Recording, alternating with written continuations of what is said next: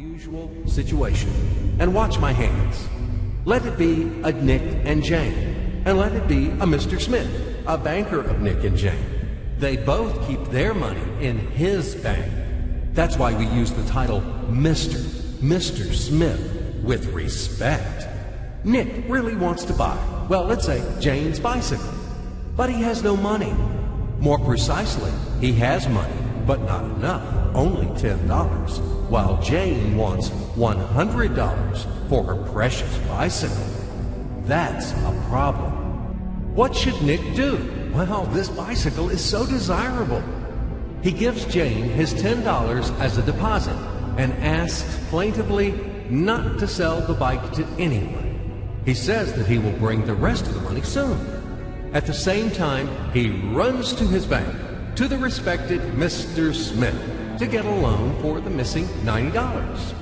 As ill luck, Mr. Smith has no money at this moment, but he knows perfectly about $10, which Nick gave to Jane. And where will Jane bring his money to? That's right. She will put these $10 in her lovely bank to the same Mr. Smith. Therefore, Mr. Smith asks Nick to come back tomorrow in the hope that tomorrow he will get these $10. And everything happens this way. The next day, Jane brings $10 to the bank. The bank provides Nick these $10 on credit. Nick immediately gives them to Jane. She again puts them in a bank. The bank again provides Nick these $10 on credit, etc. As long as Nick the fool will gather enough money for the bicycle. Don't you get confused yet? Be patient, I told you. These demons have been trying to confuse you during 1,000 years. These damn economists and financiers. But anyway, we will figure everything out. So what do we have in the end? Nick finally got the bike from Jane. Wow! But at the same time, Nick owes $90 to the bank, Mr. Smith. And the bank, in its turn, owes $100 to Jane. In other words, those $10, which existed initially, have magically turned into $200, $190 of debts plus real $10. But these $10 would also turn into $1,000, even in a million or a billion, if Nick would make a more expensive purchase. In this case, our $10 would make the increasing number of its cycles, circuits from hands to hands. That's it. So, what happens in today's world? SOS! It appears that banks also make money out of thin air and multiply them. Not only Fed can produce money, but banks either. In short, everybody can do this, except you and me. We are not in the business at this celebration of life. I would like to print or draw some money as well. In fact, these banks multiply money without any control. And we're still wondering why the banker lives better. What are naive fools are we? Now it is clear why. The one who produces the money, of course, lives better. But this is not enough. From this moment, poor Nick will never be able to repay his debts owed to the bank, no matter how hard he would work. Silly Nick doesn't know it yet, that he's in slavery to the bank, in credit bondage forever, because those $90 which he owes to Mr. Smith do not exist in nature at all. Sly Mr. Smith made his money out of nothing.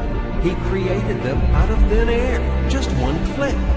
And $10 turned into $200. Yes, but you can object reasonably that the bank itself owes $100 to Jane. And it turns out that bank is in credit bondage to Jane, and it won't be able to repay its debts owed to Jane either.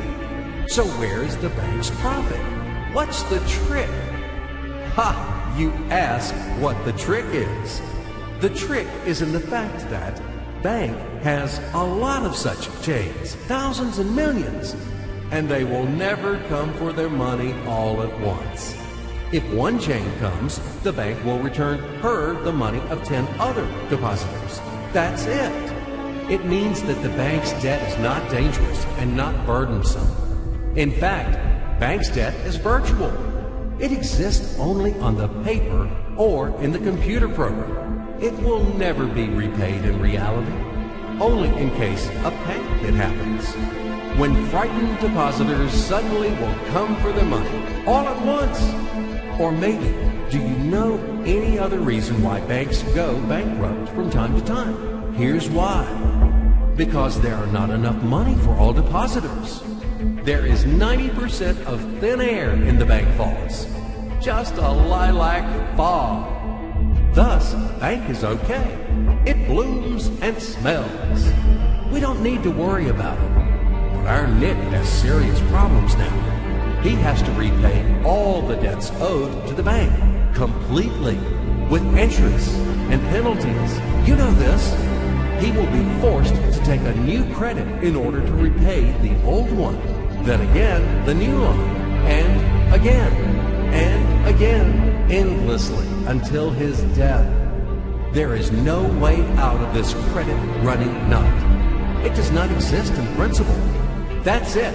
Trap slammed. Now Nick is perpetual debtor of bank. He is a slave. From now on, he will work for bank until he dies. But he still won't repay his debts. After his death, his children and grandchildren will work for this bank. They all are future slaves of the bank. More precisely, they are slaves of this money.